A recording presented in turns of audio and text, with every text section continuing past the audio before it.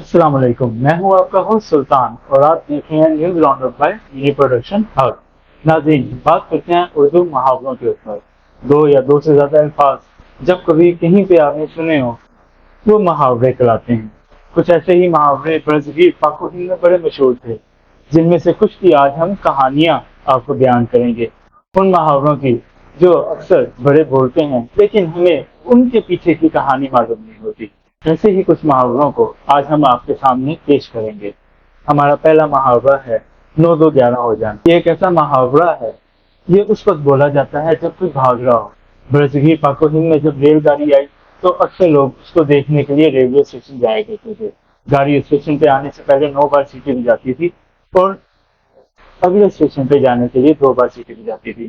لوگ ٹرین کو دیکھنے کے لیے جب آتے تھے تو وہ دیکھتے تھے کہ ٹرین جب آ رہی ہے تو وہ 9 بار سیٹی بجا رہی ہے۔ لوگ کھڑے ہو جاتے تھے کہ اب ٹرین آ جائے گی اسٹیشن کے اوپر۔ اکثر ان کو اسٹیشن میں ریل گاڑی کے اندر جانے کا بھی اتفاق ہوتا تھا، گارڈ وغیرہ ان کو جا کے دیکھنے دیتے تھے، لیکن زیادہ تر ان کو باہر سے دیکھنا پڑتا تھا، اور جب وہ اگلے اسٹیشن کے لیے روانہ ہوتی تھی تو وہ 2 بار سیٹی ہو جاتی تھی۔ اس لیے برصغیر پاک و ہند میں یہ محاورہ بڑا عام ہو گیا۔ جب کوئی بھاگ رہا ہوتا تھا یا کوئی چلاکی کر کے ایک جگہ سے دوسری جگہ نکلنے کی کوشش کرتا تو لوگ کہتے یہ تو 9 2 11 ہو گیا۔ ایسے ہی ایک اور محاورہ ہے الٹی گنگا بہنا۔ یہ محاورہ بھی برصغیر پاک و ہند میں بہت مشہور ہوا۔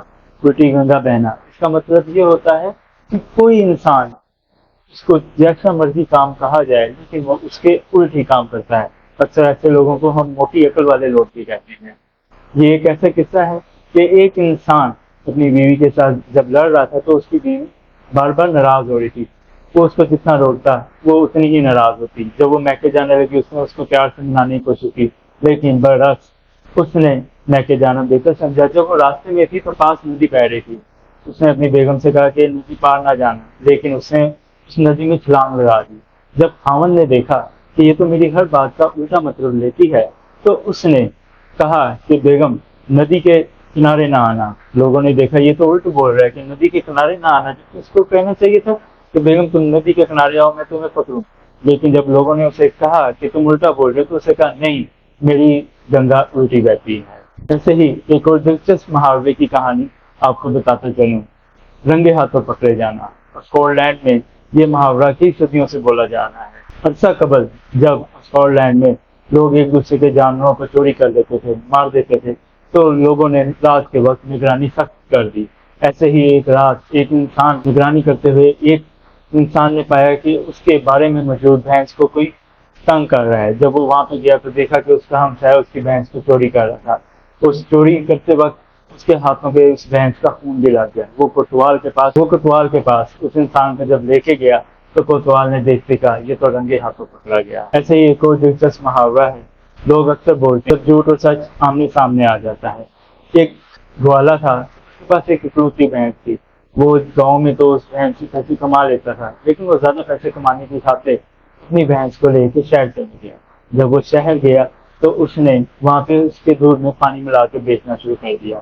جب اس کے پاس بہت زیادہ سونے کی اشرفیاں جمع ہوگی تو اس کو اپنے گھر کی یاد ستانے لگی۔ وہ واپسی کا راستہ لے رہا تھا کہ پاس ندی تھی۔ وہ اس ندی کے کنارے ایک درخت کی چھاؤں تلے لیٹ گیا۔ اس درخت کے پاس ایک شرارتی بندروں کا ٹولہ موجود تھا، جنہوں نے اس گوالے کی پیسوں کی گھی اٹھا لی۔ اس گوالے نے وہ پیسے بندروں سے لینے کی بڑی کوشش کی، لیکن وہ کامیاب نہ ہو سکا۔ ایک بندر کو پتہ نہیں کیا سوجی، اس نے سونے کی اشرفیاں اٹھا کے جب پھینکنا شروع کی، ایک اشرفی گوالے کے پاس جاتی تو دوسری اشرفی ندی میں گر جاتی۔